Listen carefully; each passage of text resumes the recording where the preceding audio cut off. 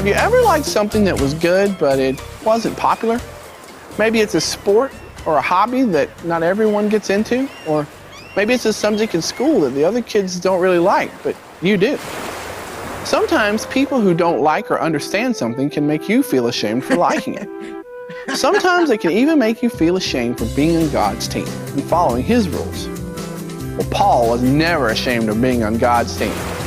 Whether he was arguing with religious leaders in the temple, preaching to people on the street, or speaking one-on-one, Paul was never afraid to say what he believed.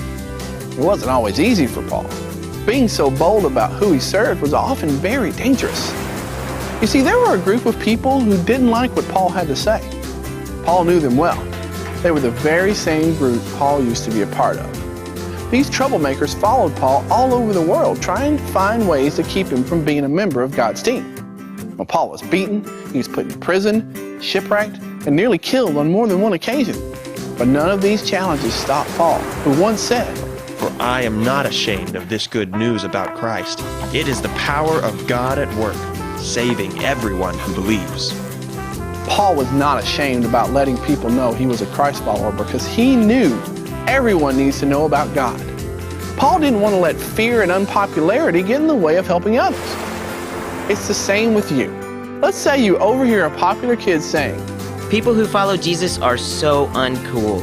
I like to make fun of them every chance I get." and you think if they find out you follow Jesus, they'll make fun of you. So you go through your day ashamed of who you are, and you don't do the things that you're supposed to do, like helping others when they need it, praying and thanking God for your lunch, or being encouraging to someone who is having a bad day. You miss a chance to make a difference in someone's life because you are afraid of being made fun of. That's no way to live. Paul knew that, and he would rather be beaten, imprisoned, and shipwrecked than hide who he was. We should all follow Paul's example and be proud to be on God's team.